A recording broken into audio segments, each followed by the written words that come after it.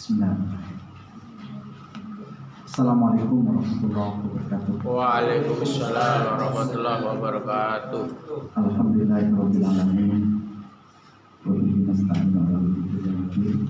Wassalatu wassalamu ala asyrofil anbiya wal mursalin wa ala alihi wa ashabihi ajmain. Wa bishrah li sadri wa yassir li amri wa hlul 'uqdatam min lisani yafqahu qawli.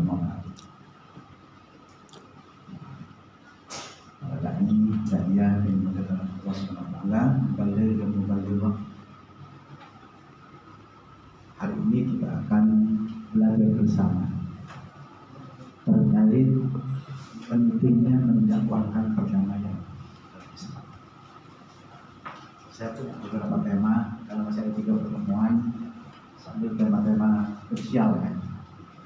Karena sekarang ini kita mengalami krisis perdamaian. Baik di Indonesia maupun dalam konteks skala global. Orang sekarang mudah disulut, mudah berubah, keluarga itu mudah pecah, suami istri mudah bercerai, sesama saudara saling menjatuhkan, gara-gara waris orang membunuh. Banyak sekali persoalan kayak gitu. Pada masalahnya itu biasanya kalau dunia dipicu oleh ekonomi, ya, Betul. ekonomi, bukan agama.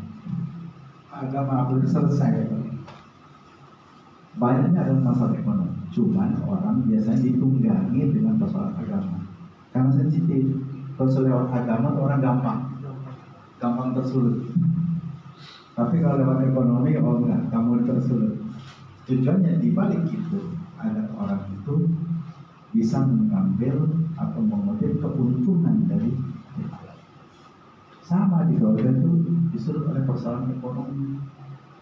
Kehidupan berbangsa, persoalan ekonomi.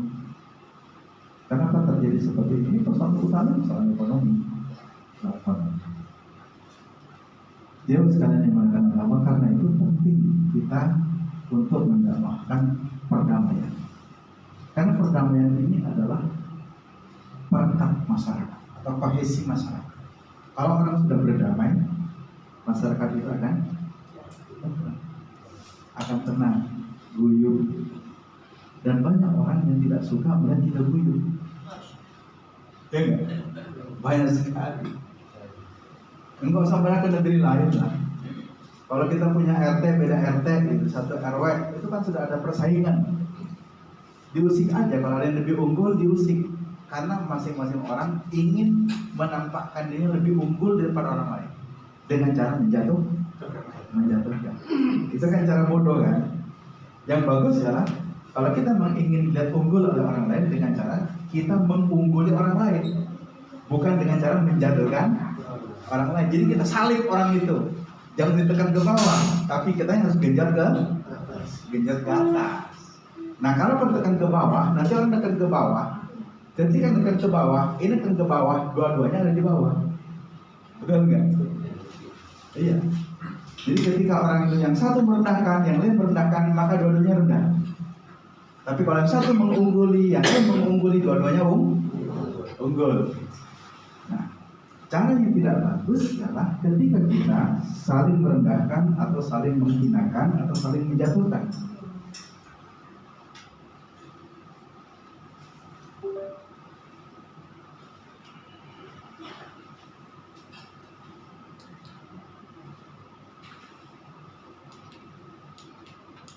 Oke. Nah, karena itu perdamaian dalam kehidupan bersama itu penting sekali. Sangat penting. Orang tua tidak boleh gagal menanamkan nilai perdamaian dalam keluarga. Dan tugas kita sebagai dai, masyarakat itu harus berdamai. Kita tugas dai.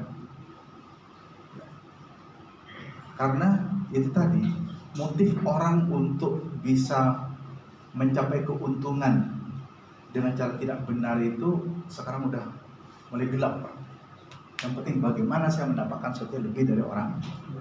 Bagaimana yang penting saya menang. Dan ingat, motif ekonomi itu bukan karena orang itu miskin, tapi karena keserakahan. Lebih banyak dipicu oleh keserakahan. Pencuri duit bukan berarti orang itu nggak punya duit. Pencuri mobil tidak berarti orang itu nggak punya mobil. Punya. Dan kemarin yang ditangkap itu mobilnya berderet, apa nggak punya mobil? Tetap aja rakus. Jadi itu nggak akan pernah berhenti. Nah, penting, ya. Jadi bagaimana kita menciptakan perdamaian dalam Islam, dalam masyarakat ini, karena ini merupakan perekat masyarakat. Dan Rasulullah SAW itu mendorong perdamaian dan perbaikan antara manusia sebagai bagian dari takwa hati dan upaya mendekatkan diri kepada Allah Subhanahu wa Ta'ala. Jadi orang nggak bisa disebut bertakwa kalau hatinya tidak damai. Damai itu bisa as-silm kan, salam. Orang berislam itu orang berdamai dengan Allah. Orang kafir itu orang yang tidak berdamai dengan Allah, tidak berdamai dengan agama. Jadi gimana disebut sebagai seorang muslim? Dengan Tuhannya aja dia tidak berdamai, melakukan pelanggaran. Bagaimana dia bisa tenang dan hidup bermasyarakat kalau dengan lingkungannya dia nggak berdamai? Maka untuk menciptakan kedamaian itu pentingkan kesadaran yang berdamai. Dan itu dipesankan antara lain dalam sholat ya. Kita setiap hari Assalamualaikum, salam sil. Itu berarti damai berlimpah, damai berlimpah. Itu komitmen bahwa kita dengan kiri kanan kita itu damai, tidak punya masalah, tidak punya masalah.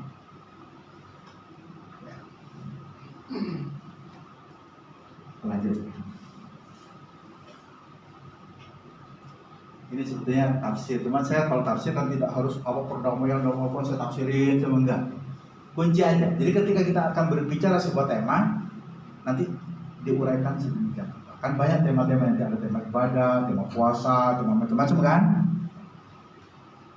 Saya kutip salah satu ayat. Allah Subhanahu wa taala berfirman dalam Al-Qur'an, Allah Ta'ala surah An-Nisa ayat 114. La khaira fi katsirin min najwahum illa man amara bisadaqatin. Tidak ada kebaikan dalam banyak hal yang dilakukan dalam bisik-bisik mereka. Orang kan sering berbisik-bisik. Kalau berbisik-bisik itu dicurigai nggak? Kenapa kok Islam tuh melarang kita kalau bertiga, dua orang tuh nggak boleh berbisik-bisik? Karena ada kan? Kalau kalian bertiga, maka janganlah dua di antara bertiga itu berbisik-bisik. Karena itu berarti awal jatuhnya kedamaian. Yang satu merasa tidak damai. Lalu saya diomongin apa sama teman saya ini, kayak gitu kan? Kalau banyak begini masih enak. Saya berbisik-bisik dengan antum. Di sini masih banyak yang bisa berbicara. Nah, nanti ada penjelasan tentang kapan orang itu boleh berbisik-bisik, bahkan kapan orang itu boleh berbohong. Ya. Jangan menggunakan Allah Subhanahu wa Ta'ala. Tidak ada kebaikan sama sekali dalam banyak hal yang mereka bisik-bisikan itu, kecuali siapa yang memerintahkan atau menyuruh untuk melakukan sedekah. Yang kedua, menyuruh untuk melakukan kebaikan, ma'ruf. Dan yang ketiga, menyuruh untuk mendamaikan sesama manusia. Saya terjemahkan bebas ya. Nanti bisa dilihat dalam Quran surah An-Nisa ayat 119. Tidak ada kebaikan pada kebanyakan dari apa yang mereka bisik-bisikan itu, kecuali siapa yang menyuruh untuk berbuat sedekah, atau menyuruh kepada kebaikan, atau menyuruh untuk menciptakan kedamaian di antara sesama manusia. Ketika kita menjelaskan tentang ini, Bapak Ibu, begitu kita berada di atas mimbar, kita harus punya pembanding gitu. Karena kalau kita ngomong sendiri tidak merujuk kata-kata orang, emang kapan ente merenungkan itu kayak gitu kan. Tapi kalau kita kata si Ano nggak, berarti kita mau baca buku, ya kan? Kita membaca buku. Jadi kita sebagai dai harus mengutip. Misalnya kita bicara depan umum tentang perdamaian ini. Dalam tafsir Ibnu Katsir, orang wah ini berarti membaca kitab. Dalam tafsir Al-Qurtubi, orang ini baca kitab. Menurut Buya Hamka, berarti orang ini baca kitab. Kenapa penting baca kitab? Saya sering sampaikan kepada calon dai ya. Kalau kita menjelaskan sesuatu di atas mimbar, harus diterangkan terlebih dahulu apa yang kita jelaskan. Kalau menjelaskan tentang ayat, ayatnya harus dibaca. Kalau menjelaskan tentang hadis, hadisnya harus dibaca. Kalau menjelaskan pendapat ulama, pendapatnya harus dibaca. Kalau terjadi kesalahan, yang salah bukan ulama itu, yang salah bukan hadis itu, yang salah bukan ayat itu, tapi siapa yang salah? Nah, dia yang salah. Kan jemaah bisa aja kan ada yang lebih pintar daripada dia kan? Ya enggak? Jangan dikira kita di atas mimbar paling hebat gitu. Di depannya nggak tahu ada guru besar. Wah ini nggak benar nih hadis ini. Apa penjelasannya? Nggak apa-apa. Berarti kita yang salah gitu kan? Karena kadang-kadang orang tiba-tiba mengutip sebuah ucapan, apalagi firman, udah begitu yang dikutip hanya terjemahannya aja gitu. Dai itu harus bisa membaca ayat, harus bisa membaca hadis. Kalau bisa pendapat ulama itu kutip dari sumber primer. Beda kelasnya. Saya akan pernah tunjukkan kan di majelis ini kan, saya punya maktabah syamilah. Kapan saya butuh, saya tinggal kutip di maktabah syamilah. Saya rujuk langsung apa kata ulama di dalam ini. Kita semua harus bisa nih Pak ya. Karena kita kan sudah menyiapkan diri sebagai mubaligh kan. Harus bisa. Yang sudah pernah belajar kitab kuning? Oke, 1, 2, 3, 4. Enggak harus hatam, jadi pesantren juga enggak hatam semuanya. Seluruh kitab kuning sama pakai dikasih. Ini cuma dikasih satu bab, ini kan satu bab. Selanjutnya Basul Masail. Santri dikasih PR. Silakan kalian bahas bab-bab yang lain bersama dengan kelompok belajar kalian. Ya udah, bahas bersama-sama. Akhirnya kita nggak canggung membaca kitab kuning apapun. Kalau kita mau mendalami sebuah kitab, ya udah kitab itu aja di dalamnya. Tapi karena kita itu bukan ulama khusus ya. Oh dia hanya ulama yang pintar fikih, tapi tentang hadis yang nggak bisa sama sekali kan, nggak enak juga kan. Jadi kalau bisa ya kita fikih juga tahu, tapi dari sumber aslinya. Baca hadis juga bisa dari sumber aslinya. Baca Quran juga dari ayatnya. Baca kata ulama langsung dari kita. Kalau kita belum bisa baca kata kitab kuning nggak apa-apa. Yang penting kita sudah tahu kutipan aslinya. Kalau tahu kutipan aslinya sudah cukup. Yang penting kita bisa membacanya. Kan bisa pakai harkat. Bisa nanya kepada orang yang lebih tahu tentang bagaimana membaca kitab kuning. Nah di depan halayak, orang juga nggak akan bertanya, Bapak sudah belajar kitab kuning banyak sekali. Alhamdulillah. Gak usah mengatakan dia masih sudah hatam, padahal belum hatam, bohong kita kan. Alhamdulillah. Berarti kita belajar satu belajar. Kadang-kadang orang di atas mimbar itu sekalian, dia hanya menang semangat. Daripada jamaah ya kan. Coba, saya bisa ditunjuk sebagai khotib di sebuah tempat. Apa ada bikin khutbahnya? 5 hari yang lalu mungkin, 3 hari yang lalu saya menang 3 hari. Sama baca juga, bongkar-bongkar juga. Kalau jamaah kan nggak mungkin bongkar-bongkar banyak. Ya kalau bongkar-bongkar banyak, udah khotib semuanya, gitu kan? Khotibnya kan cuma 1. Nah kita hanya menang selisih waktu. Nah pada selisih waktu itulah kita manfaatkan sebaik mungkin untuk bisa menyampaikan rujukan yang akurat. Nanti saya tunjukkan di sini ya, ada beberapa rujukan. Nanti kita baca aja latihan ya, latihan. Ini kan juga kita harus berlatih kan di sini kan. Ya.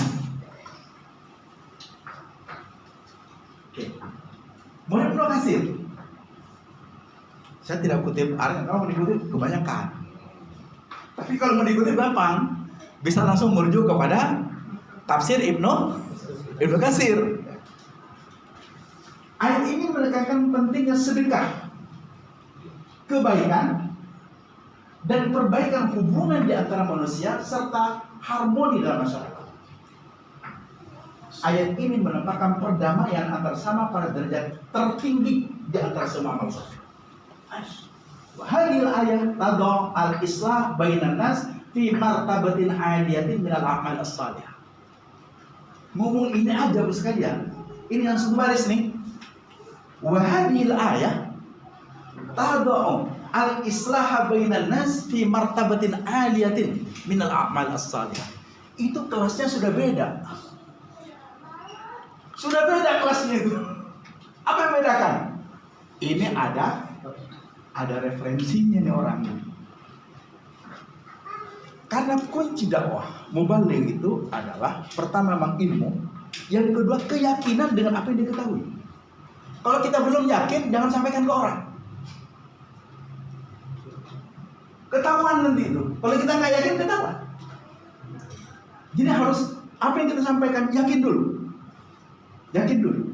Kemudian setelah itu kutip apa yang langsung kita baca, walaupun kita baru menang 5 hari atau 3 hari, ya, agar orang tahu kalau kita nih ngomong begini nih ada rujukan,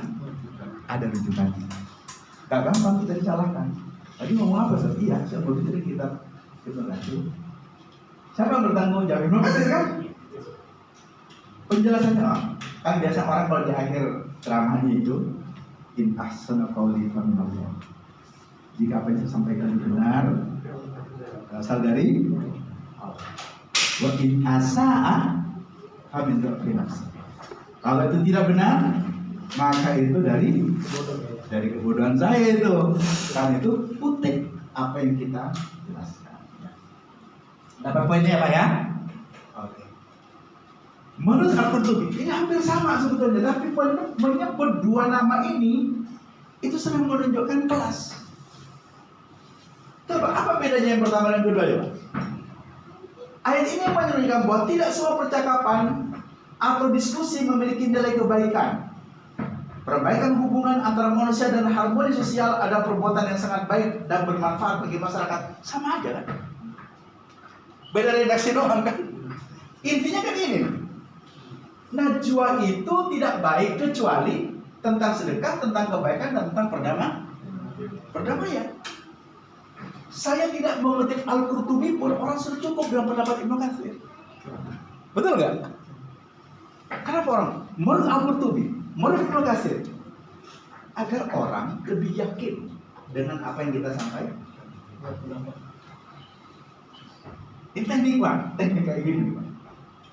Kalau saya ya sudah cukup, Ibnu Katsir cukup. Atau saya tidak punya Hamka misalnya, cukup punya Hamka.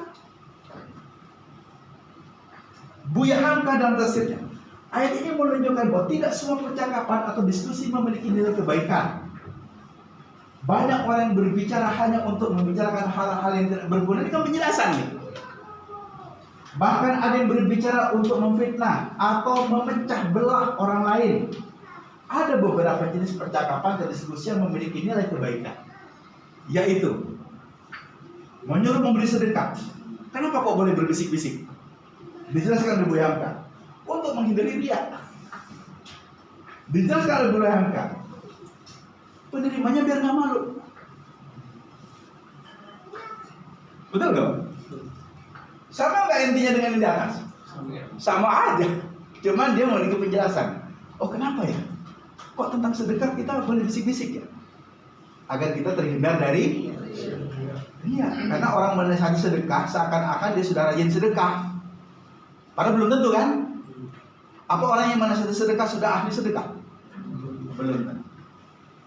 Beda. Bab amal dengan bab ilmu itu beda. Orang kalau punya ilmu, sampaikan ilmu itu. Walaupun orang itu belum bisa beramal.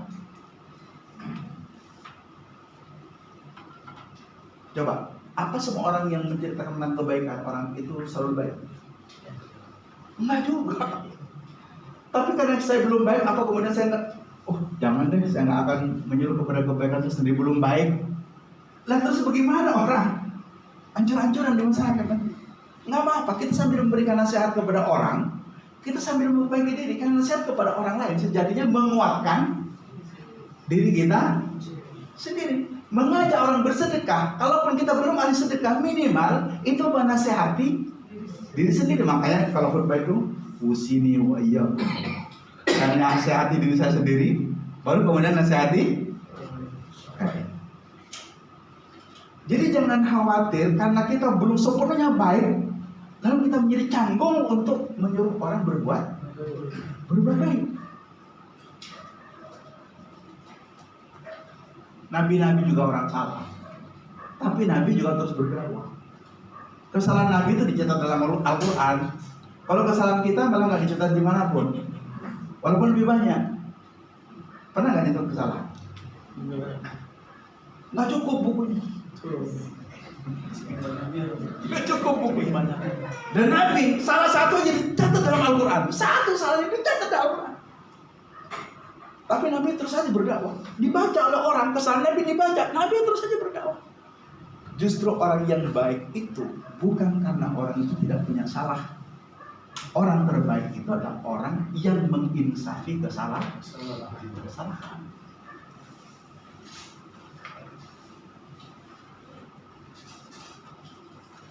Imam Syafi'i itu pernah bilang begini. Kafal mar'u dan antu'adda ma'ayibu. Orang itu sudah cukup dianggap sebagai orang yang mulia dengan mampu menghitung kesalahan. Kalau kita mampu menghitung kesalahan kita, itu kita sudah sangat mulia itu di kolong langit ini. Bagaimana nggak mulia nih?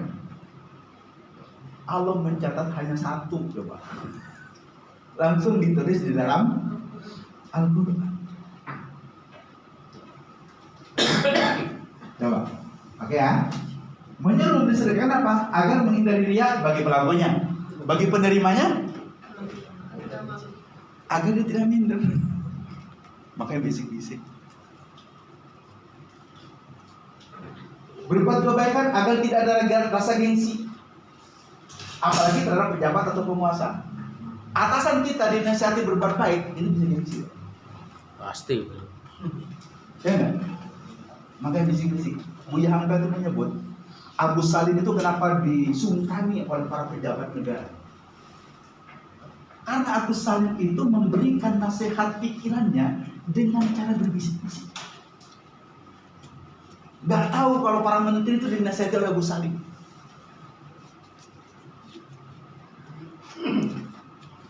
Ini kadang-kadang orang ingin menonjolkan diri seakan-akan dia paling berjasa dalam mengubah perilaku orang, sehingga dia menasihati seseorang di depan orang lain.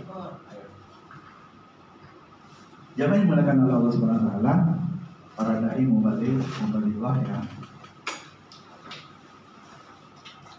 Ini metode lagi ya, metode.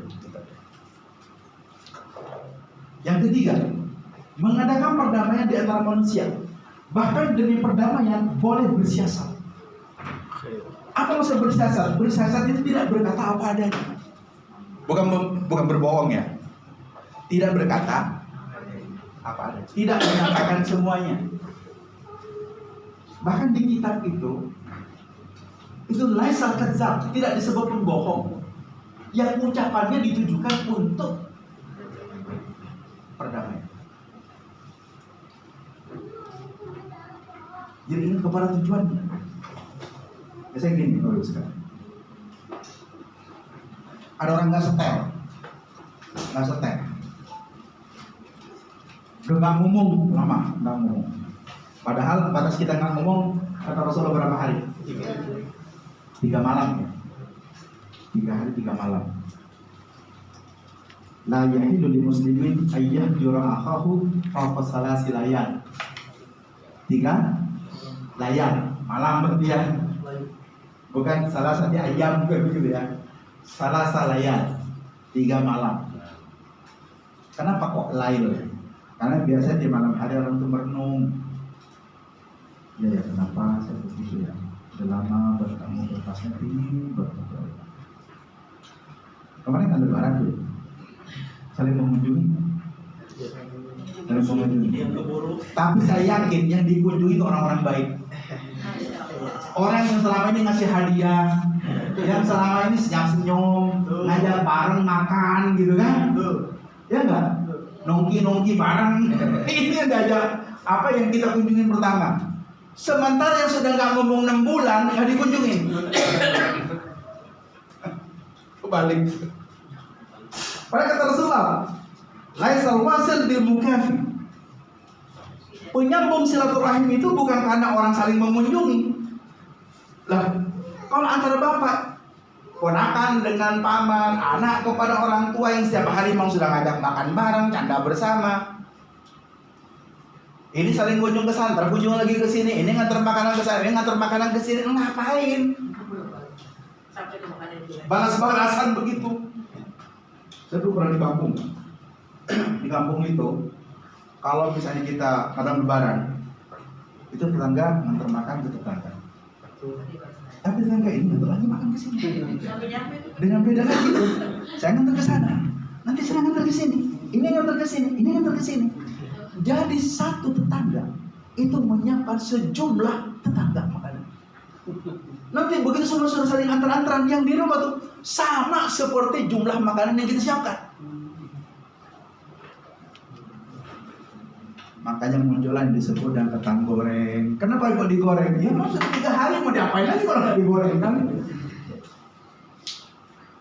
Kata Rasulullah, laisal wasil bil mukafi. Menyambung silaturahim itu bukan orang yang saling membalas kunjungan, membalas pemberian, bukan. Fa'innal wasil, orang yang bersilaturahim itu man idza quti'at rahimuhu wasalah. Adalah orang yang ketika hubungan silaturahimnya itu diputus, dia segera menyambungnya. Itu kalau lebaran, kalau mau disebut kita bersilaturahim, yang dicari duluan siapa?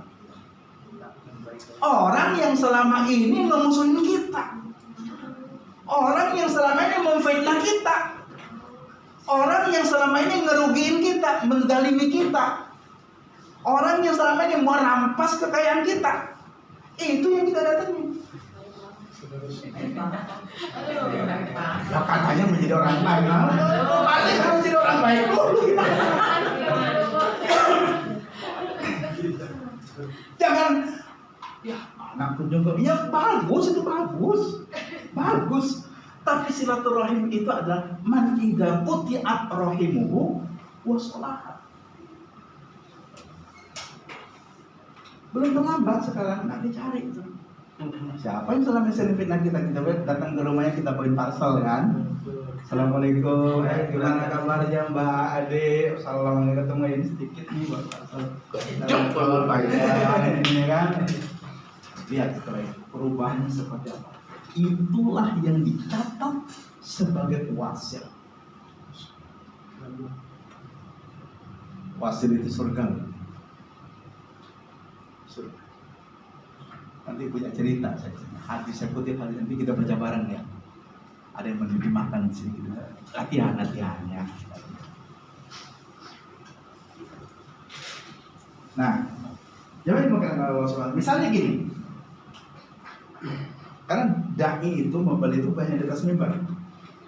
Kalau Bapak Ibu melihat orang yang tidak damai di sekitarnya, kita tampil sebagai mubalik, sebagai dai. Tidak apa-apa kita mengatakan, ya Allah, misalnya si Ali, jangan si Ali deh, si A sama B ya, musuhan. Kita kebetulan sebagai dai. A ini gak ngomong apa-apa sama kita, B juga gak ngomong apa-apa. Boleh gak saya mengatakan, ya Allah, saya ketemu dengan si A, ingin banget sama kamu, ingin banget. Kapan waktunya? Dan dia berharap mudah-mudahan kamu bisa membuka diri, menyambut dia. Ini betul-betul permohonan sangat tinggi. Padahal dia nggak ngomong apa-apa sama saya. Boleh nggak? Boleh. Tidak ngomong juga sama si B. Sama begitu. Si A, Masya Allah, setiap kali ngomongkan kebaikan kamu, dia sudah melupakan semua kebaikan kamu yang diceritakan tiap hari sama saya. Dan dia sangat ingin, dia mengatakan, ayo. Dia ingin memulai sesuatu yang baru. Dia masih teringat ketika dia kecil bersama dengan kamu begini. Padahal Anda ngomong apa sama saya? Betul nggak? Begitu A sama B sudah saling ketemu jauh-jauh, sudah senyum-senyum tuh. Sudah mau tos-tosan. Kenapa? Ketika itu saya bersiasat untuk mendamaikan orang yang sedang berselisih.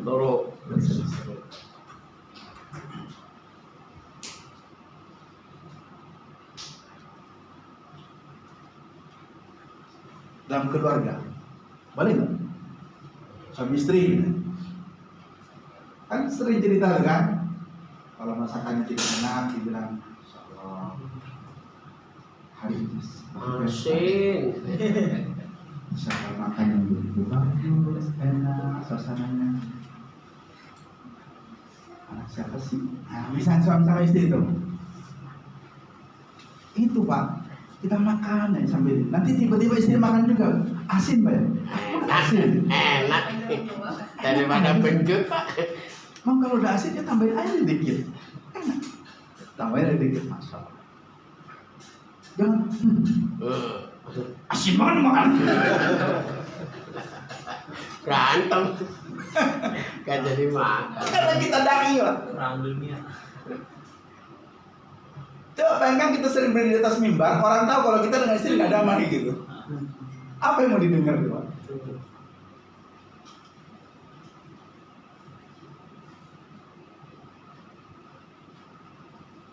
Suatu ketika Umar itu pernah dapat aduan. Ada seorang suami banyak sama istri. Dek, bahasa kita ya, yang aku bersumpah demi Allah, kamu cinta saya. Istri sebenarnya sudah tahu bahwa suami dan istri itu sebenarnya boleh dia tidak seperti apa adanya demi untuk menjaga perdamaian. Cuman suaminya begini, deh, demi Allah, saya bertanya, kamu cinta saya? Istrinya mengatakan begini, masih bersumpah ya? Enggak. Maksudnya kamu cinta saya? Enggak, jawabannya enggak. Suaminya tuh langsung frustasi. Dia ingin membanggakan dirinya dan istrinya dengan sumpahnya, tapi istrinya itu mungkin tidak seperti yang dia tanyakan. Demi Allah saya bersumpah, kamu mencintai saya. Kebetulan istri emang kurang mencintai suaminya. Terus istri mengatakan enggak. Sakit nggak? Aduh, tendang. Hancur. Hancur rasanya. Datanglah suami itu kepada Umar bin Khattab. Saya cari nih habisnya.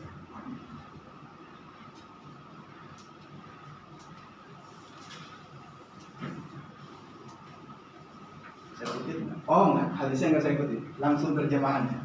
Nanti kita ini ya. Dia datang kepada Umar bin Khattab. Kemudian didengar sama Umar bin Khattab tentang aduan suami itu. Lalu oleh Umar bin Khattab dipanggil juga istri. Wahai fulana, engkaukah yang mengatakan ketika suamimu menanyakan, demi Allah apakah engkau mencintaiku? Lalu engkau menjawab tidak. Kemudian istri menjawab, benar ya Amirul Mukminin.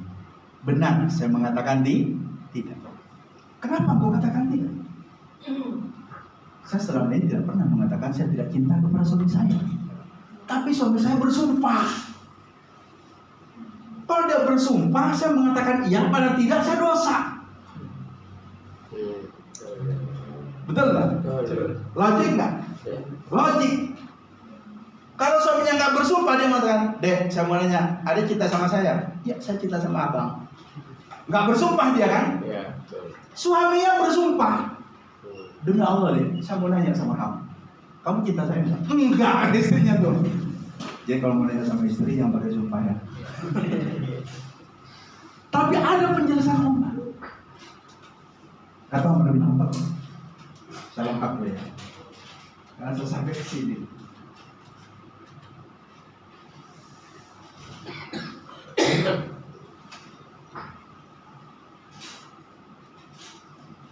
Oh bukan. Umar bin Khattab mengatakan begini.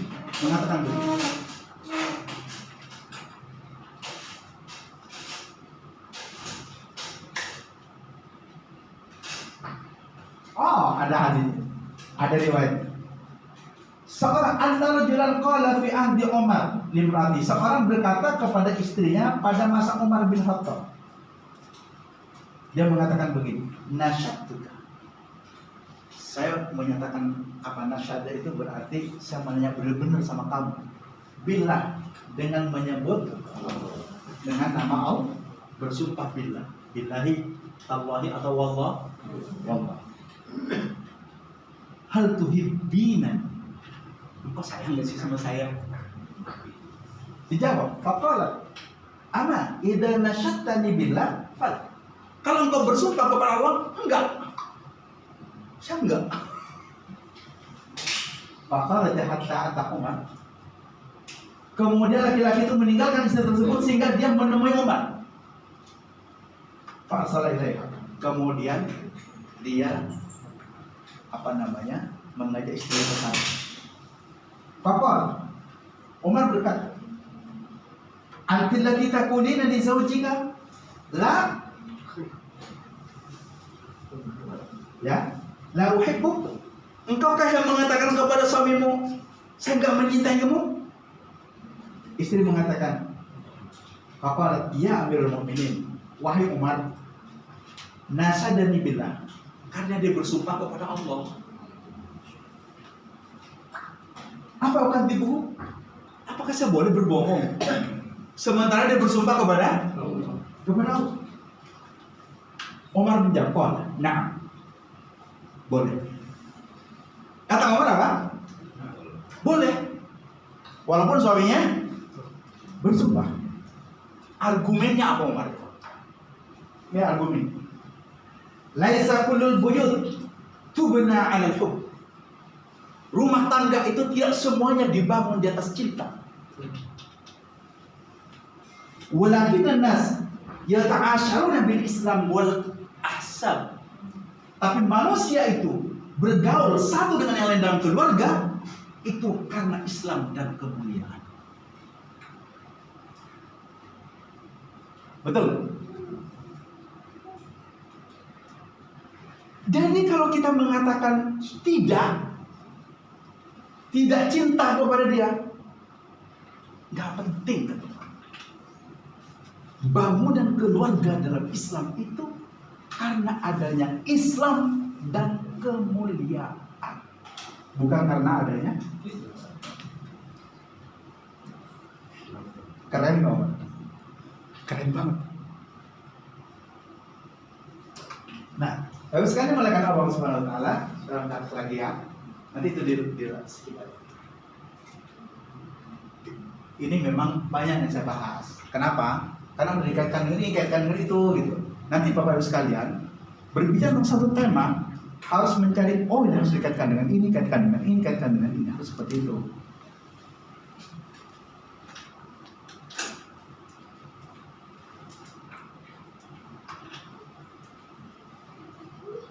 Oke, bisa lanjut. Ini definisi. Banyak istilah dalam agama itu yang menjelaskan tentang arti damai. Bisa asul, ini secara bahasa ya. Asul damai fil luar dalam bahasa ismun bimana al-musalaha wa tasawuf. Jadi kita enak membacanya. Al-musalaha wa tasawuf. Nanti kalau misalnya ada kitabnya gundul, telepon gurunya, Ustaz, ini bacanya apa ya? Karena kita kan ingin menjadi dai, ya. Jangan selalu membaca. Misalnya, bimana al-misolihah, ya salah orang. Apaan sih misolihah? Tanya sama gurunya, oh musolah. Ini nggak boleh dibaca wattisolah, nggak boleh. Harus wattasoluh. Karena akar katanya tasolah, ya tasolahu, tasoluhan. Ya kan? Kalau musolah apa? Solaha yusolihu musolahatan, kan gitu kan? Nah, dikit-dikit. Kita dai, ya, dai. Jadi damai itu, as-sulh dalam Islam itu isim adalah kata bimana al-musolah yang berarti perdamaian. Wattasoluh, rekonsiliasi. Tasolah itu dia proaktif, sama-sama proaktif. Dia ingin damai, kita ingin damai, orang itu juga ingin damai. Dia al-musalamah. Disebut juga tasawuf itu dengan musalamah, saling memaafkan. Makanya ada istilah salam-salamah, saling berdamai. Khilaf al-mukhasamah. Ini lawan kata mukhasamah. Musolah itu lawannya mukhasamah. Tasawuf itu lawannya takhosum. Apa lawan musolah? Mukhasamah. Katakan bersama-sama. Mukhasamah. Oke. Coba musolah. Lawannya Mukhasamah. Oke, sekarang tasawuf. Lawannya takhasum. Jadi ini berlawanan. Saling memaafkan. Suluh artinya lawan. Suluh ini lawan dari mukhasam dan takhasum yang berarti pertengkaran dan perselisih. Jadi orang bermusalah itu menghilangkan pertengkaran dan menghilangkan. Gak bisa disebut, ya saya sudah maafkan, tapi hatinya masih ngerendel gitu. Udah saya maafkan, ngapain kamu kesini lagi? Maafin gak kira-kira? Enggak. Sudah saya maafkan kok. Sebelum kamu minta maaf sudah saya maafkan, ngapain kamu kesini? Berarti enggak memaafkan itu. Tapi begitu datang, gak usah katakan memaafkan langsung. Apa kabarnya dek? Masya Allah, apa kabar nggak ketemu? Begitu bagus ini, gimana nih? Gak usah mengatakan memaafkan ke orang itu. Jadi maaf itu, damai itu sebetulnya bukan hanya verbal, tapi proaktif dari dua hati di mana orang ingin berdamai satu dengan yang lain. Malah banyak orang lebih suka gak usah dikatakan minta maaf dan memaafkan. Dia datang dan dia ucapkan dengan bahasa tubuh kalau dia itu berdamai. Maka kata Rasul, senyum aja kan. Dan tabassum li akhika sedekah. Seperti kita memberikan sesuatu kepada dia. Orang kalau sudah melihat kita tersenyum sembringah, orang itu udah pasti, wah ini sedang ada masalah dengan saya. Sila. Ada juga istilah ahad. Ahad itu berarti perjanjian antara dua pihak yang disepakati. Ini bermusuhan. Atau misalnya juga ada kalau sulh itu ada istilah apa namanya? Perjanjian Hudaybiyah. Ada yang menyebut ahdu Hudaybiyah, ada yang juga menyebutkan sulhu Hudaybiyah. Perdamaian Hudaybiyah. Tahu kan ceritanya perdamaian Hudaybiyah kan? Itu banyak orang dulu sebelum mengerti ini kok Nabi Muhammad kok kayak dikerjain gitu sama orang kafir kok perjanjiannya pokoknya sepihak gitu, merugikan mereka, menguntungkan mereka dan merugikan umat. Seperti kita bahas. Jadi ini nama-nama yang digunakan untuk istilah damai. Bisa as-sulh itu damai, musalah itu saling berdamai, at-tasarruf itu berarti saling cair, rekonsiliasi, musalamah itu berarti ya sudah saling berlapang. Kemudian mukhasamah itu berarti pertengkaran, takhasum itu berarti ya perselisihan. Ini istilah yang dipakai. Bisa juga istilah minta, itu juga janji. Ada hudna, itu perjanjian menghentikan perang, gencatan senjata. Gencatan senjata itu hudna dalam bahasa. Ya. Kemudian ada istilah taufik, ada istilah mufakat atau muwafaqah bahasa Arabnya. Itu berarti kesepakatan. Oke? Itu nama-nama yang digunakan untuk istilah damai. Sorry. Ada definisi damai. Imam Hanafi berpendapat, apa damai? Abdu wada'in li raf'il munaza'ah. Jadi di sini aqdun ada aqdun wudi'ah li raf'il munaza'ah. Ada sebuah kesepakatan wudi'ah yang dilaksanakan li raf'il munaza'ah untuk menghilangkan perselisihan. Nih, Umar apa namanya? Ini Umar mendefinisikan itu. Abdul wudi'ah bi raf'il munaza'ah. Imam Maliki berpendapat, apa sih itu nama damai itu? Adalah intiqal, pemindahan an haqqin, pemindahan hak atau tuntutannya. Orang kan merasa berhak sehingga dia menuntut, betul nggak? An haqqin terkait dengan hak, au dakwah atau tuntutan, bi'iwad dengan kompensasi tertentu. Kan dalam Islam kan misalnya gini, membunuh itu kan ada iwatnya kan? Kemudian ya banyak iwat itu sebagai kompensasi. Kalau misalnya orang mati karena kita, iwatnya apa? Kalau begini karena kita, iwatnya apa? Lalu liraf niza untuk menghilangkan atau untuk mengangkat perselisihan, au khauf, ketakutan, wa wuqu'i, dan agar tidak terjadi semua itu. Jadi untuk menghilangkan terjadinya pertengkaran, agar tidak ada rasa takut, ya, juga tidak ada pertengkaran dan tidak ada rasa takut. Itu namanya damai, perdamaian. Coba aja, kemarin kan antara Palestina dengan apa? Dengan Israel itu kan terjadi gencatan senjata kan ya? Walaupun kemudian bilang, jadi memang kalau orang kafir itu terlalu gampang melanggar janji, gampang. Jangan percaya dengan janji orang kafir. Orang kafir nggak percaya dengan balasan keburukan. Jika orang kafir mengatakan A, jangan suka. Sama janji-janji Rasulullah juga dengan orang-orang kafir Makkah itu apa ditepati? Perjanjian Hudaybiyah apa ditepati? Enggak. Nanti saya ceritakan bagaimana orang-orang kafir Makkah itu mengkhianati perjanjian. Tapi itu malah menjadi hikmah bagi orang Islam. Imam Syafi'i mengatakan begini, Imam Hambali mengatakan begini. Ini perlu diucapkan ketika kita mendefinisikan tentang apa yang kita sampaikan kepada orang. Walaupun sebetulnya sama, Hanafi, Maliki, Syafi'i sampai dengan Hambali sama. Abdul yusolu bihi qat'un niza. Akad yang dengan akad itu dapat menghentikan semua pertikaian, perselisihan. Mu'aqadah, perjanjian lagi. Yatawassalu biha untuk mencapai ilal islah, perdamaian bainal mukhtalifain, di antara dua orang yang berselisih. Apa bedanya? Yang empat ini sama saja, bedanya untuk kata-katanya doang.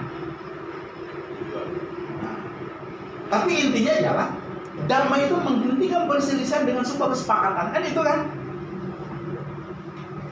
Kita lanjut. Jamaah yang dimuliakan oleh Allah, apa saja jenis perdamaian itu? Orang juga ada jenisnya juga perdamaian. Ini kan kita orang mikir tuh. Yang tadinya bolpennya ada di saku sudah mulai diangkat tuh. Apa saja jenis perdamaian? Itu sudah menjadi perhatian. Yang tadinya HP-nya ini langsung dia buka Google Keep, akan ditulis. Yang tadinya bawa iPad langsung buka note. Yang tadinya bawa buku langsung tulis.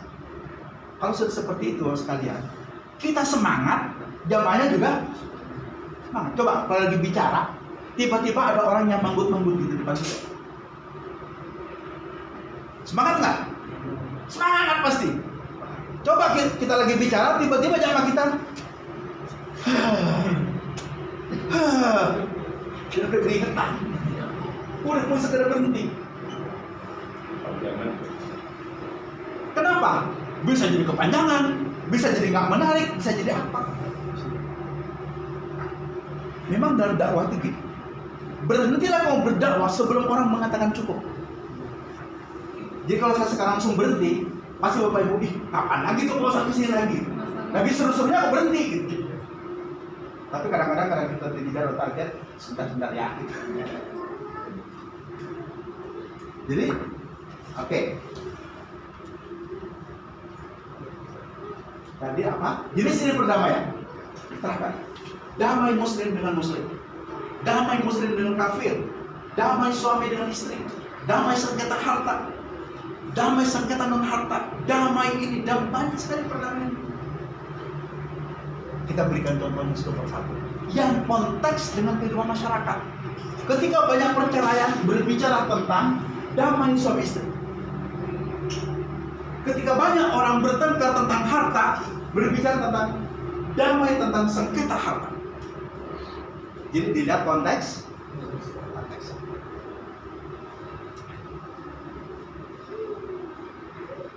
Bapak Ibu sekalian, damai itu pembuka jalan. Setelah itu orang menunggu tuh, damai itu pembuka jalan. Jalan apa aja nih ya? Kan mesti begitu orang kan? Berikan contoh. Pada tahun ke-6 Hijriah, tahu Bapak Ibu tahun 6 Hijriah apa yang terjadi? Enggak tahu kan? Orang udah enggak tahu kan? Berarti pengen tahu. Tapi orang jangan direndahkan. Enggak tahu, makanya baca. Orang udah nggak mau datang lagi dah. Jangan. Tahu nggak apa tahun 6 Hijriah? Diam dulu. Oke, saya jelaskan. Itu sudah proaktif dengan orang lain. Kepala di Hidayah sudah bicara. Belum menulis, kelihatan belakang tulisannya? Sudah Pak? Ya, belum menulis sudah kelihatan. Imannya kuat sekali belakang itu ya. Karena belum menulis sudah kelihatan. Atau belum selesai? Udah paham Ibu? Sudah. Sebelum selesai menjelaskan, udah paham ini. Oke ya, kita lanjut ya. Pembuka jalan. Contohnya lah, pada tahun ke-6 Hijriah terjadi perjanjian Hudaybiyah. Orang sudah mulai menunggu. Apa tuh Hudaybiyah? Wah, banyak cerita. Nanti kita ceritakan. Karena tugas saya sekarang bukan menceritakan perjanjian Hudaybiyah. Perjanjian pertama dilakukan oleh umat Islam dengan kaum kafir. Dan itu terjadi di Hudaybiyah. Ada yang sudah pernah ke Hudaybiyah? Belum. Mudah-mudahan di semuanya pernah ya. Umrah atau haji. Coba. Ini saya kutipannya. Belum ada sebuah perjanjian yang lebih hebat daripada perjanjian Hudaybiyah. Walaupun banyak orang yang mengatakan perjanjian Hudaybiyah itu katanya merugikan umat Islam. Jam berapa Pak sekarang Pak? Saya sampai jam berapa? Jam 10 ya? Kemarin kelamaan. Tadi.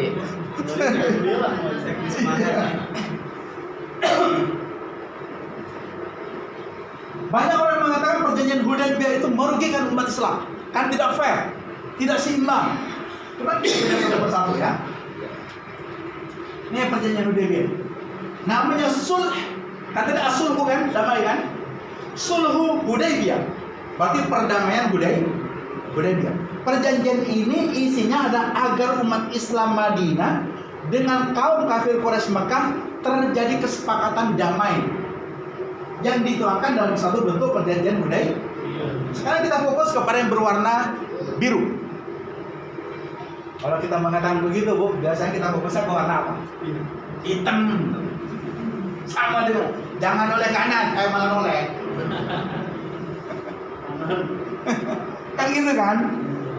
Orang kalau dilarang kadang-kadang malah dilanggar gitu. Itu psikologis tuh. Coba gencatan senjata selama 10 tahun. Orang Islam lagi ingin mencari eksistensi, malah terjadi gencatan senjata selama 10 tahun. Orang Mekah tuh nggak mau diganggu. Apa manfaatnya bagi orang Islam? Fokus kepada pembangunan internal, mengembangkan ekonomi, memperkuat masyarakat, dan meningkatkan kesadaran agama. Yang kedua, dengan tidak adanya perang, kaum muslimin dapat lebih aman, stabil, dan menjalankan aktivitas sehari. Jadi berbicara kita jangan hanya dalam pandangan mereka mulu. Dalam pandangan kita ketika terjadi seperti itu, apa yang bisa kita lakukan? Ayo kita konsolidasi internal. Ayo kita perbaiki ekonomi kita. Ayo kita begini. 10 tahun. Kan enak kalau berdamai 10 tahun kan nggak ada perang kan? Poin kedua, kaum muslimin tidak dapat memasuki Mekah tahun itu. Orang mau pergi umroh ke Mekah dilarang. Tidak boleh. Kata orang-orang,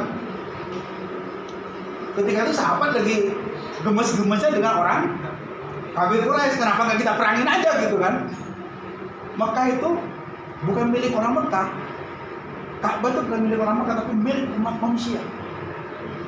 Kalau kita orang Islam mau datang ke sana untuk berumrah dilarang, ya udah perangin aja. Dilarang. Tapi meskipun kaum muslimin tahun itu nggak boleh ke Mekah, tahun berikutnya dia boleh ke Mekah. Cuman tidak boleh membawa senjata kecuali pedang yang berada di dalam sarungnya. Pedang tuh nggak boleh dihunus. Kalau dihunus berarti wah ini ada masalah ini. Tapi kalau dalam sarungnya, wah damai. Kemudian nanti, dia pada tahun itu tidak boleh, tapi berikutnya dia boleh umroh. Artinya apa? Quraisy mulai mengakui hak-hak kaum muslimin, betul kan? Sebelumnya nggak dianggap tuh kaum muslimin. Ketika itu Quraisy sudah mulai menghargai dan mengakui eksistensi kaum muslimin. Yang kedua, kaum muslimin dapat melakukan ibadah umroh dan meningkatkan hubungan dengan suku Quraisy, tapi setahun lagi, nggak apa-apa. Selama setahun kita sama-sama mikir. Kaum Quraisy mikir, kaum muslimin juga sama-sama jaga-jaga apa yang akan terjadi 2 tahun. Coba, umroh dapat 3 hari dengan syarat senjata yang dibawa tidak lebih dari pedang yang disimpan dalam sarungnya. Kekuatan kaum muslimin ketika itu berarti sudah sangat diperhitungkan.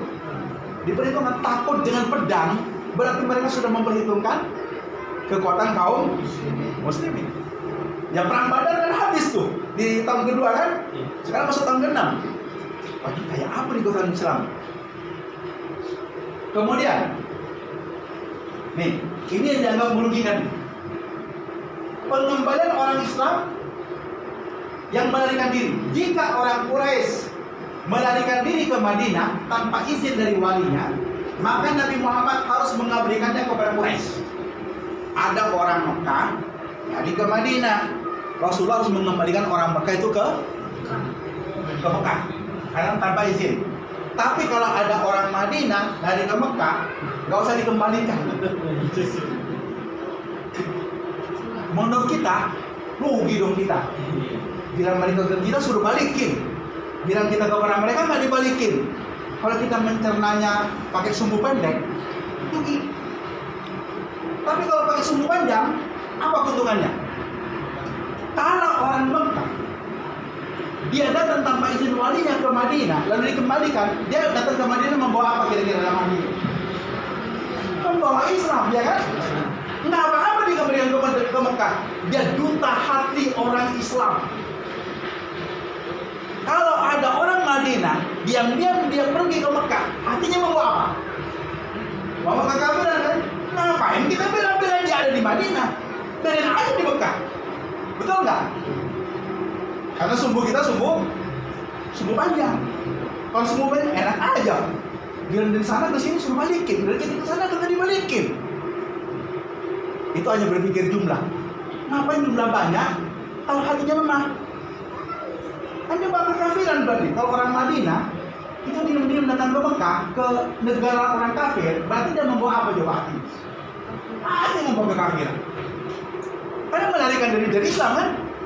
Tapi kalau orang kafir diam-diam melarikan diri ke orang Islam, berarti membawa apa hatinya? Membawa Islam kan? Gak apa-apa, suruh balikin gak apa-apa. Saya udah percaya dia hatinya suruh mesti. Dahsyat Rasulullah. Ini nggak dicerna oleh banyak orang.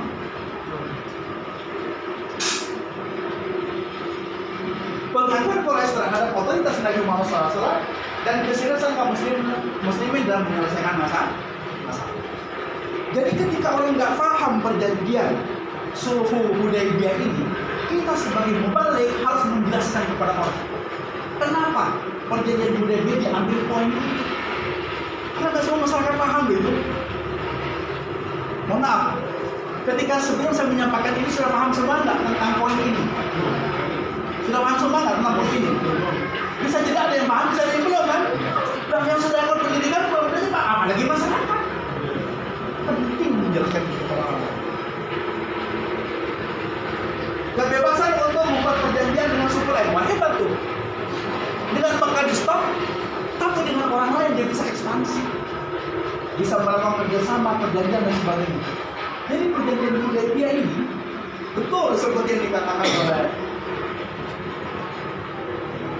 oleh Imam Salabi, Rasulullah SAW telah mencapai sesuatu yang luar biasa dalam perjanjian Hudaybiyah yang tak pernah beliau capai dalam peperangan lainnya. Hanya melalui perjanjian itu, tapi ketika itu kekuatan umat Islam betul-betul diperhitungkan oleh musuh. Sebelumnya itu diremeh-temehkan Rasulullah, diusir-usir kan. Sekarang diperhitungkan oleh mereka. Kita lanjut.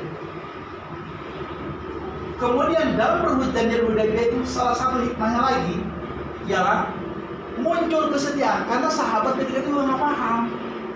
Dengan perjanjian ini hanya Rasulullah ini kok dirugikan, kok mau aja Rasul digituin gitu. Level sahabat aja nggak paham bu, apalagi level kita bu, di Muslim.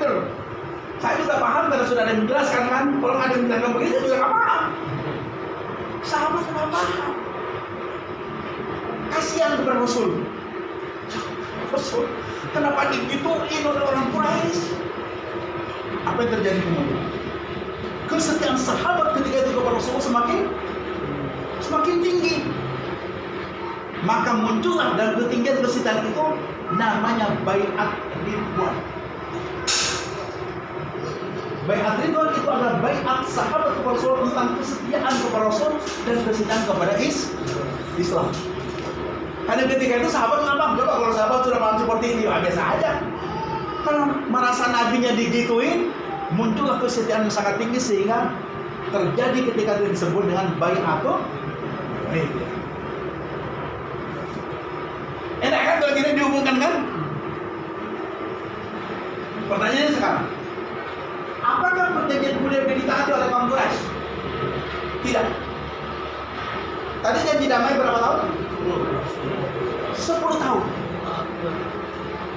Perjanjian tahun berapa Hijriah? 6 Hijriah. Tahun berapa Hijriah Quraisy sudah melanggar perjanjiannya? 8 Hijriah. Baru berlangsung berapa tahun? 2 tahun. Ini juga gaya bu. Dari 6 ke 8 sudah.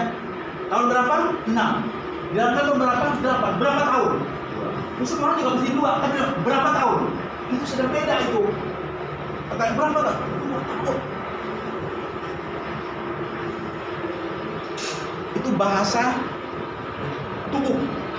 Jadi perlu ketika menjelaskan, mengulang angka, menambah angka, mengurangi angka, menanyakan jadi berapa. Nah itu kan, itu udah daya tarik kayak gitu tuh. Orang udah berapa tahun? Walaupun gampang ya, 6 tambah berapa sama dengan 8 tambah 2 doang. Baru 2 tahun kaum Quraisy sudah bikin ulah. Apa ulahnya? Ulahnya ialah dia membuat serangan kepada kaum Khuza'ah. Kaum Khuza'ah itu orang-orang Hijaz. Dia memeluk agama Islam. Dia berada di antara Mekah dengan Madinah. Diusik oleh orang kafir Quraisy. Dan mereka minta pertolongan kepada Rasulullah SAW. Ya Rasul, kami ini Muslim, kami diusik oleh mereka. Padahal sudah ada perjanjian Hudaybiyah selama 10 tahun. Baru 2 tahun sudah dilanggar. Suku Khuza'ah minta bantuan kepada Nabi. Apa berarti tindakan Nabi? Rasulullah memutuskan untuk melakukan penaklukan kota Mekah. yang dikenal dengan Fathu Makkah. Kalau menunggu 10 tahun Fathu Makkahnya lama.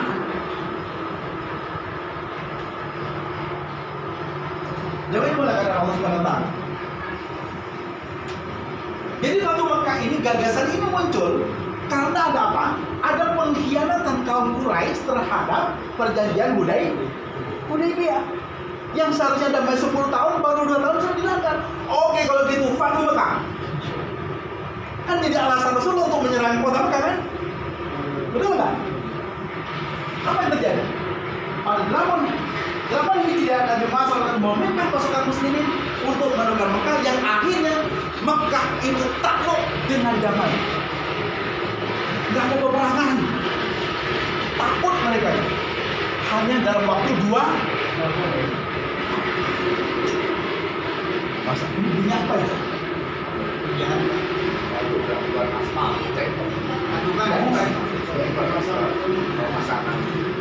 Oke, sekarang nih yang saya katakan, apa kesimpulannya? Jadi pelanggaran oleh kaum Quraisy dalam perjanjian Hudaybiyah itu menjadi salah satu alasan kenapa Rasulullah SAW itu menaklukkan kota Makkah. Kalau ditaklukkan dalam 10 tahun lagi, Rasulullah sudah wafat. Ya kan? Rasul kan wafat berapa tahun setelah itu? Setelah Fathu Makkah, 2 tahun berikutnya wafat Rasulullah. Coba kalau menunggu 10 tahun. Akhirnya apa? Untung orang Quraisy itu melanggar. Kalau nggak melanggar janji, apa alasan Rasulullah menyerang Mekah? Untung semua. Oke. Terjadi baiat ridwan. Tadi kan saya ceritakan. Apa isi baiat ridwan? Janji setia membela Rasulullah. Janji setia untuk tidak melarikan diri ketika peperangan. Janji setia untuk mempertahankan ajaran Islam. Wah, ini keren banget ini. Karena mereka merasa nabinya dihinakan. Maka yang muncul adalah kesetiaan. Belum ngerti kalau nabinya itu sedang bersiasat tingkat tinggi yang tidak dipahami oleh siapa.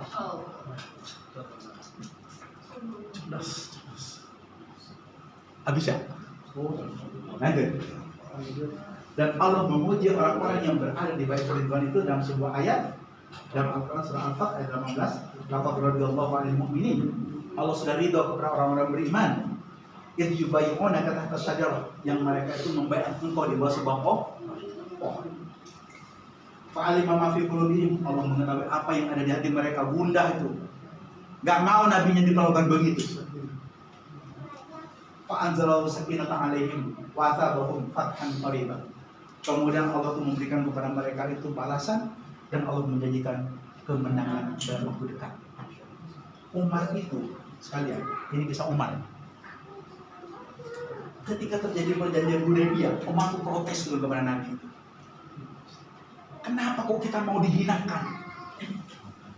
Ya Rasulullah, kenapa kita mau dihinakan? Bukankah mereka kafir, kita Islam? Bukankah kalau kita mati kita masuk surga, mereka mati itu masuk neraka? Bukankah perjuangan ini kita sudah sepakat untuk membela Islam? Protes Umar kepada Rasulullah. Kenapa kehilangan diterima?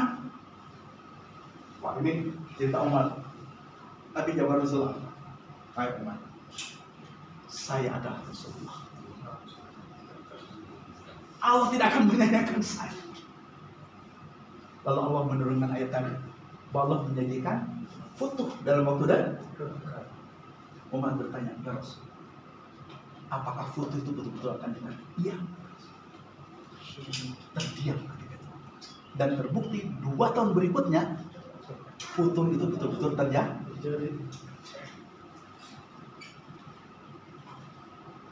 Jamaah yang dimuliakan Allah SWT.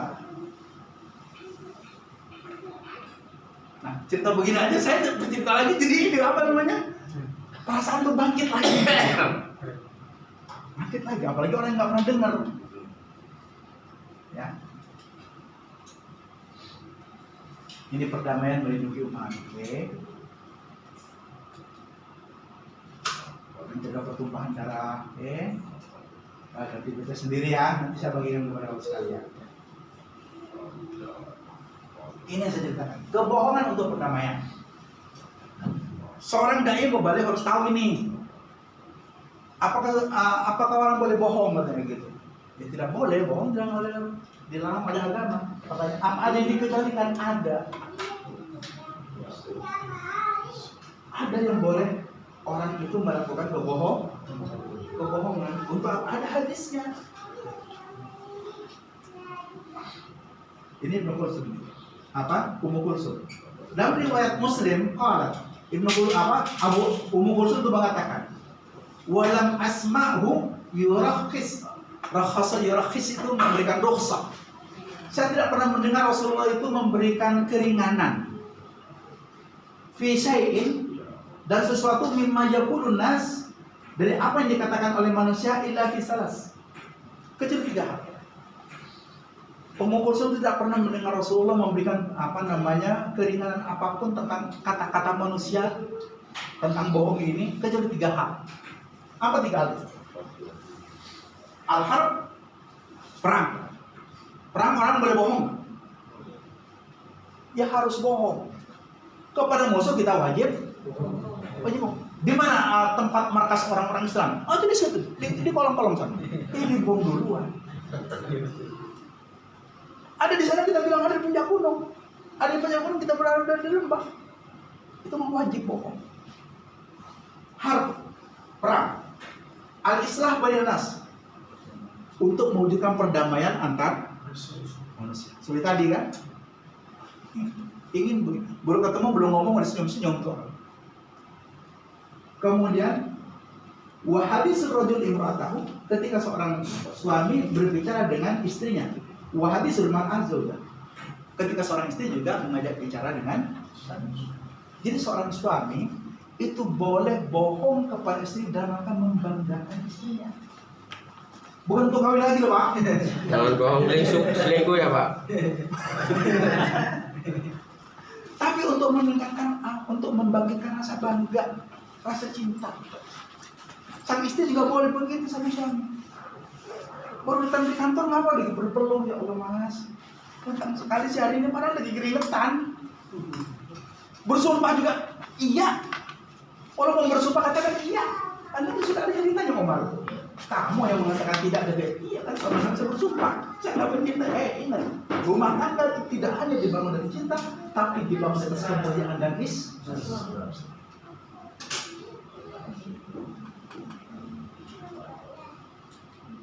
Di 3 hal ya.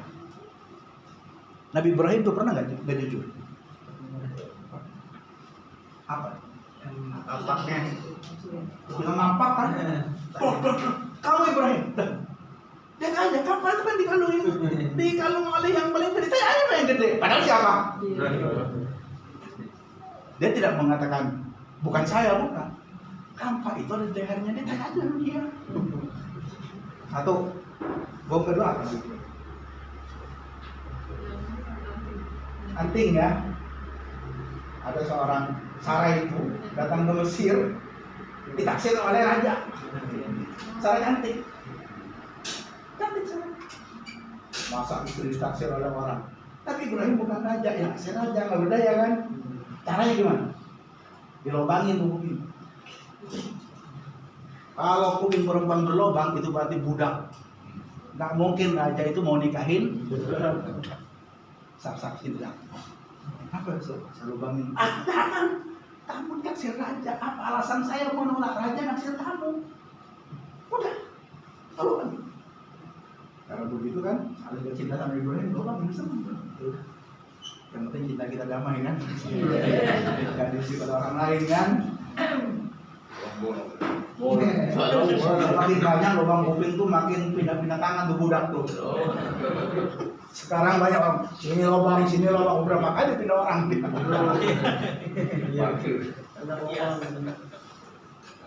Begitu tanya ada raja, siapa ini? Innaha ukhti. Dia adalah saudara perempuan. Padahal istrinya. Dan memang istrinya kan saudara perempuan kita. Dari bapak yang sama dan dari ibu yang sama. Nabi Adam dan Siti Hawa. Tapi kalau kita sama tetangga siapa? Saudaraku, tetangga. Ketika itu Nabi Ibrahim betul-betul untuk menyembunyikan sesuatu yang akan menyebabkan sesuatu yang gawat dalam hubungan Nabi Ibrahim dengan penguasa. Tapi cara Nabi Ibrahim bukan apa? Saksi. Kalau lubang telinga kamu itu saya tutup dengan emas, kamu akan lebih cantik. Emas. Maka sedang terjadilah Riwayat cing. Jadi aneh itu sejarahnya dari budak ditutup emas. Ada perempuan yang dapat. Itu yang kedua. Yang ketiga, Nabi Ibrahim kan pernah diajak kan oleh Nablus ya, oleh bapaknya, oleh bapaknya, untuk mendatangi mengunjungi sebuah acara sesembahan Tuhan. Nabi Ibrahim ketika itu melihat ke langit, kemudian dia mengatakan ini sakin, kayaknya saya enak badan. Pada tujuannya Nabi Ibrahim adalah untuk menghindari menghadiri upacara penyembahan Tuhan. Ada 3 kali. Nabi Ibrahim pernah berbohong 3 kali. Tapi bohongnya itu bohong wajib malah. Gak mungkin dia menyerahkan istrinya, ya kan? Gak mungkin dia menghadiri acara apa? Acara sembah Tuhan. Dan yang ketiga adalah apa tadi? Ya untuk mengasah logika musuh tentang Tuhan. Oke ya? Memelihara agama ya. Kata Rasulullah. Dari Abu Darda an Abi Darda radhiyallahu anhu, qala Rasulullah sallallahu alaihi wasallam, "Ala ubirukum bi afdali min darajatin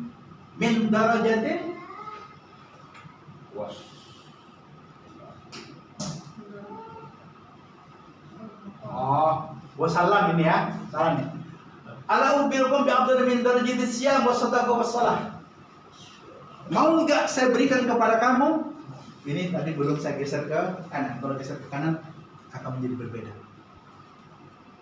Sorry.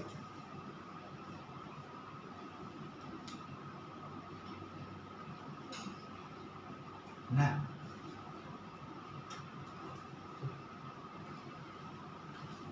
Sallallahu alaihi wasallam, ala ubirukum bi afdali min darajati siyam wa sadaqah wa salah. Mau nggak saya kasih sebuah informasi perbuatan yang lebih tinggi derajatnya dari derajat puasa daripada derajat sedekah dan derajat sholat. Satu mau kan? Nggak ngapa-ngapain, melakukan sesuatu lebih tinggi derajatnya. Bala, ya, Rasulullah. Qala, islahu dzatil bayn. Damaikan orang yang berselisih. Kalau kita berhasil mendamaikan orang berselisih, itu jauh lebih tinggi keutamanya daripada sedekah, sholat, dan puasa. Wa fasadu dzatil bayn yang halifah. Sedangkan fasadu dzatil bayn, orang yang merusak hubungan sesama manusia, yang halifah, itulah yang menghancurkan agama. Rasul itu menggunakan istilah halifah. Halak itu tukang potong rambut yang digundul namanya. Kalau mau kasir itu orang yang potong rambut tapi masih ada sisanya kayak gini. Kalau langsung digundul itu namanya.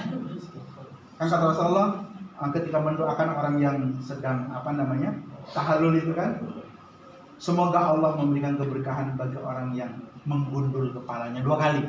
Setelah itu baru semoga Allah memberikan keberkahan bagi orang yang memotong rambut. Kata hal itu sama dengan orang yang digundul, kepalanya digundul. Agama kalau kepalanya digundul gimana? Seandainya rambut itu adalah agama, berarti nggak bersisa. Jadi orang yang merusak kedamaian itu sama dengan penghancur agama. Makanya Rasulullah itu menempatkan ini lebih tinggi derajatnya daripada puasa, sedekah dan sholat.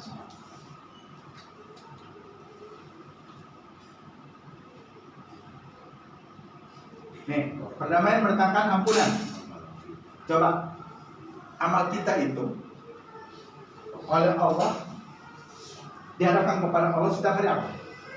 Senin dan makanya orang berpuasa kan? Tujuannya apa? Ketika amalnya dibawa ke Allah, dia sedang puasa. Allah mengampuni setiap orang yang tidak menyekutukannya dengan sebab apapun kecuali orang yang memiliki permusuhan dengan saudaranya. Di stop. Kalau masih bermusuh dengan saudaranya, kamu punya amal apapun, nggak nyampe ke saya, belum dilaporkan kepada saya. Nah, terus kalian, segeralah kamu menuju ampunan Tuhanmu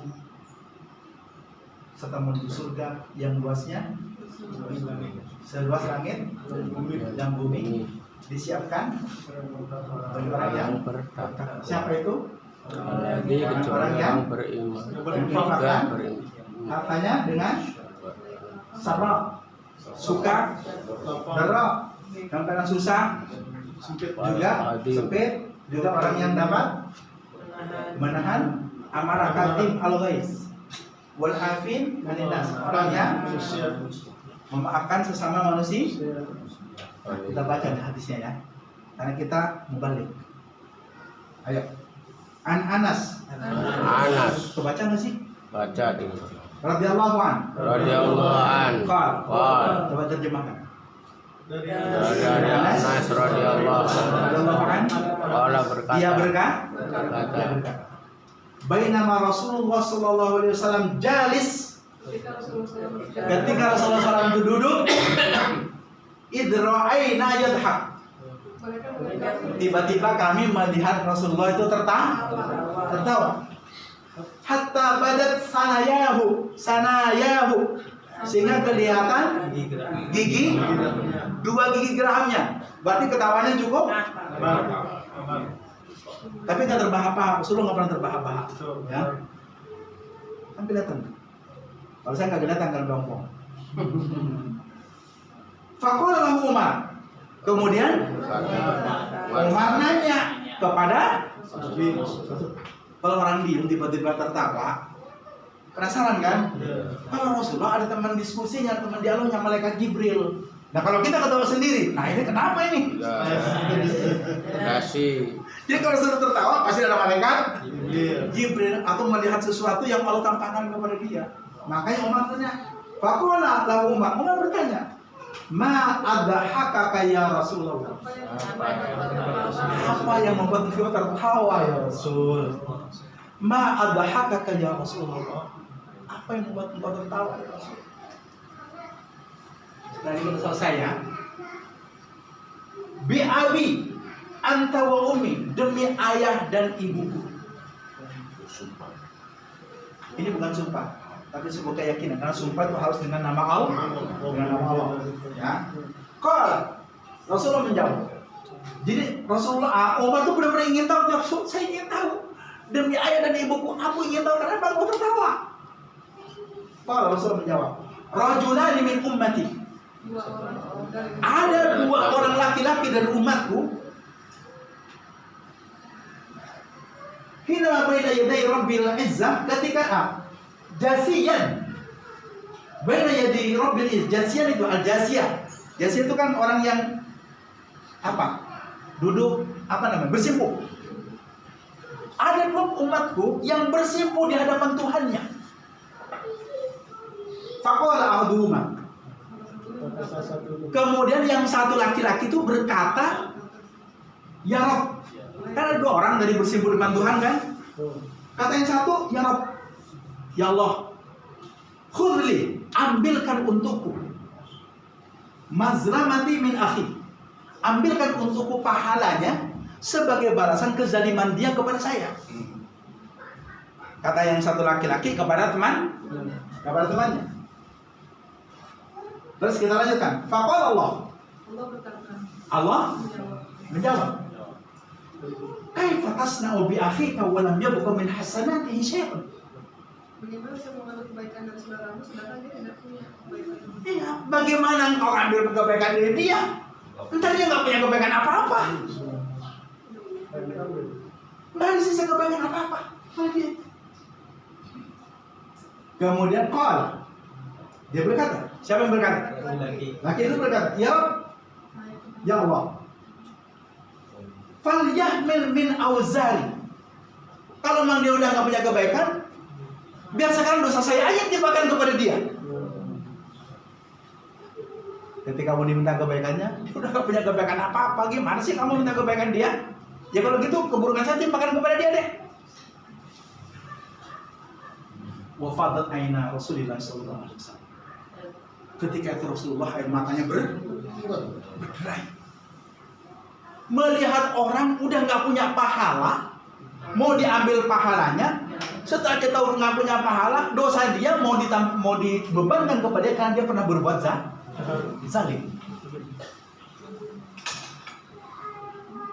Wafat air Rasulullah SAW bil buka, dia berderai amatnya karena nangis. Semaka kau yang berkata, fa'inna dalikal yaum adzim yahtajun nas ayyubal min awzarihim. Pada hari itu ada hari yang sangat dahsyat, di mana semua orang pasti menginginkan dosanya itu dipikul oleh orang lain. Di akhirat nanti yang paling berat di pundak kita hanya dosa, dan kita ingin dosa kita dipikul oleh orang lain. Dosa saking berat, ngurangin dikit terus bersyukur banget. Tapi sekarang kenapa orang kok begitu gampang nambah dosanya? Yaumun azim, hal yang luar biasa, dahsyat. Semua orang ingin dosanya dipikul oleh orang lain. Faqalallahu, lalu Allah berkata, litalib, kepada orang yang meminta pahala orang tadi atau beban dosanya ditimpakan kepada dia. Apa kata Allah? Irfa basaraka, coba angkat kepala. Kan tadinya begini kan, angkat kepala, diangkat. Pandangannya suruh lihat, suruh angkat, suruh lihat ke depan. Irfa basaraka, andur fil jinan, lihat apa yang ada dalam surga itu. Orang tadi yang menuntut kebaikan dan ini suruh lihat apa yang di surga itu. Farafa rosan. Lalu orang yang tadi menuntut pahala itu dari temannya dan membuka itu ngangkat kepalanya, faqal. Lalu dia berkata, ya Rabb, wahai Tuhan, ar-madain, saya melihat kota-kota di sana. Madain itu jamak dari Madinah. Al-Madain, saya melihat banyak kota di situ. Kemudian min dahab, kota itu terbuat dari emas. Wa qusuran min dahab, saya juga melihat istana-istana yang terbuat dari emas. Mukallala bilulu, yang dihiasi dengan permata-permata. Bayangkan melihat kota dan istana di situ dihiasi dengan permata-permata. Lalu apa? Orang itu nanya, li'ayyi nabiyyin hadzal? Untuk siapa kota dan istana ini, wahai Tuhan? Auliai sadiqin hadzal, auliai siddiqin hadzal. Untuk orang jujur macam mana itu surga itu Tuhan? Karena begitu mewahnya. Pasti kan nggak untuk orang sembarangan kan ya. Kota terbuat dari emas, Masya Allah men. Istana terbuat dari emas, dihiasi dengan permata. Untuk siapa itu? Untuk nabi yang mana? Untuk orang jujur seperti apa? Aulia syahidin hada, atau untuk syahid yang bagaimana itu ya Allah? Allah menjawab. Apa jawaban Allah? Liman a'ta as-saman. Itu surga saya peruntukkan bagi orang yang bisa membayar harganya. Bisa bayar harganya. Surga dengan penuh emas kayak gitu, dia sudah permata. Itu saya peruntukkan untuk yang orang yang bayar harganya. Kaget orang. Qala ya Rabb, wa ma yamliku, terus siapa yang bisa membayar harganya itu? Qala, Allah berkata, anta tamliku, bahkan engkau pun bisa membayar harganya. Qala, orang itu bertanya, bimada ya, dengan apa saya harus membayar harga kota itu? Dengan apa saya harus membayar istana itu? Dengan penuh permata dan emas itu? Qala, bi'afwika an akhik, cukup engkau maafkan temanmu tadi yang akan diminta pahalanya, dan engkau ingin membagikan kepada dia dosanya, itu aja kamu sudah bisa membayar itu istana. Faqala ya Rabb, wahai Tuhan, ini apa itu anda? Sekarang saya maafkan dia, saya tidak akan lagi nuntut kepada dia, saya tidak lagi ingin membagikan kepada dia dosa saya. cukup dibayar dengan itu kan?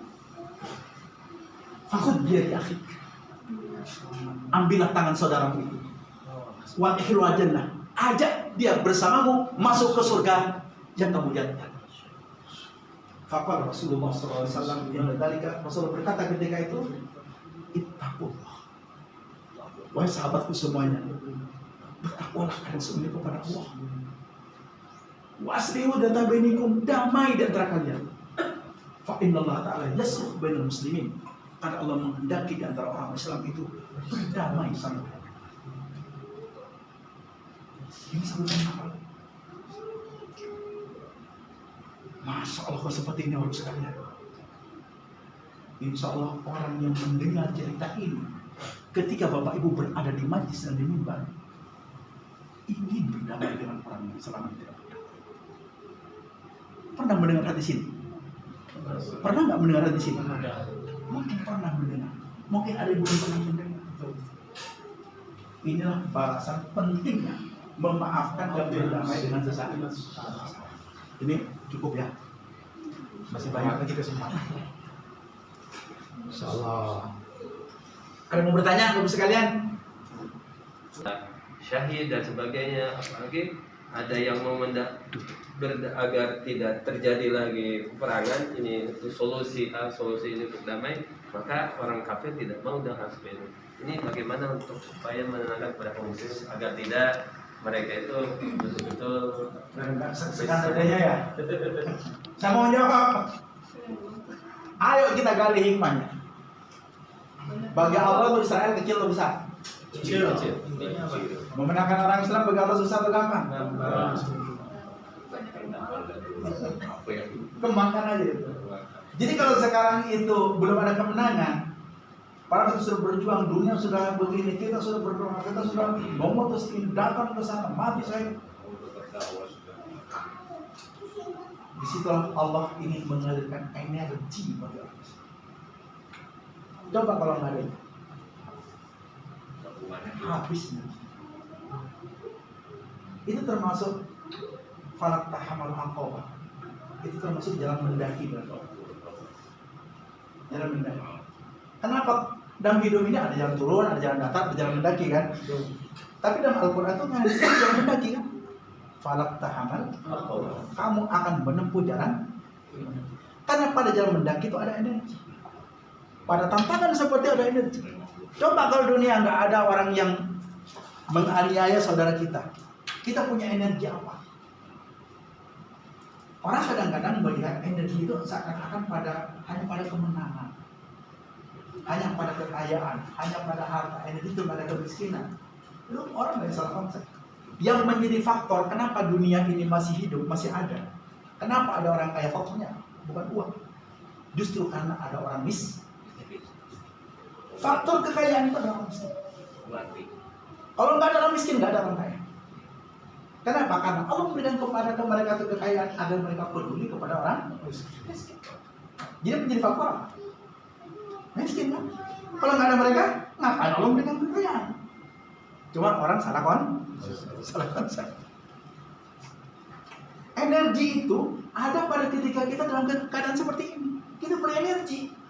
Ya enggak? Tadi perjanjian Hudaybiyah itu. Coba kalau mereka tidak melihat Rasulullah, kasihan melihat Rasul itu. Begini, muncul kan? Kenapa dia bisa digituin gitu? Kenapa Islam diginiin nih? Muncullah bayat Ridwan. Janji kesetiaan kepada Rasulullah. Coba kalau ada kayak gitu, nggak mungkin ada begitu kesetiaan. Nabi langsung ketika itu menang, langsung ketika itu orang kafir tuh udah menyerah. Punya apa kita? Nggak punya cadangan energi kita. Tapi dengan seperti dihajar seperti itu, orang punya komitmen. Ya Rasul, kami akan berbayar setia kepada Engkau. Nggak boleh diganggu Engkau. Islam harus begitu. Kami tidak akan pernah lari dari perang. Itu kan luar biasa. Karena orang sudah merasa dalam krisis. Jadi krisis itu sebetulnya membangkitkan energi. Hikmahnya kayak gitu. Itu pentingnya iman. Orang mengira kalau orang-orang Gaza itu kesakitan. Orang Gaza mengira mereka sedang berada dalam kemuliaan. Kita itu pada cara pandang. Orang Gaza itu banyak. untuk berperang di hafal Quran dulu. Prajurit itu mereka harus hafal Quran. Mereka nggak sembarang menunjuk tentara. Tentara itu hafal Quran. Dan di sana walaupun digempur seperti itu, Pak tentara itu terus menghafal. Kemarin Al-Azhar tuh membangun sekolah aja, bangun masjid darurat. Kalau tidak ada kayak gitu, nggak mungkin Al-Azhar bangun masjid dan sekolah di sana kan? Ada yang seperti itu, ada energi kan? Kan saya tanya sama kira-kira dibangun di mana yang aman dari gempuran orang-orang biasa? Fa'ain satu nahar di madrasah wal masjid hadiyah minal ju'. Itu pertanyaan saya. Jawab mereka, la makana aman minal ju'.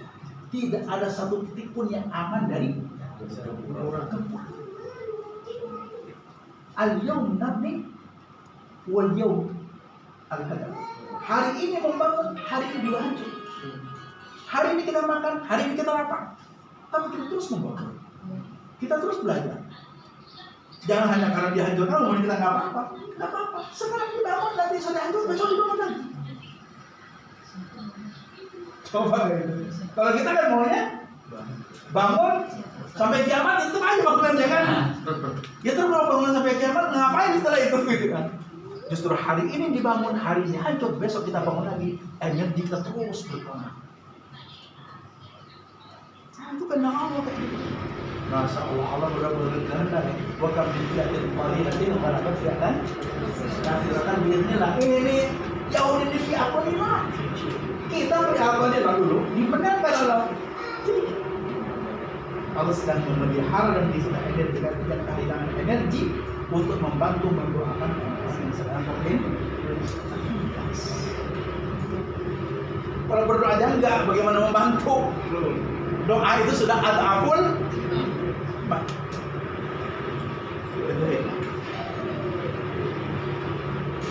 Oke? Sebelas. Masalah kita tuh alhamdulillah. Alhamdulillah. Waalaikumsalam warahmatullahi wabarakatuh.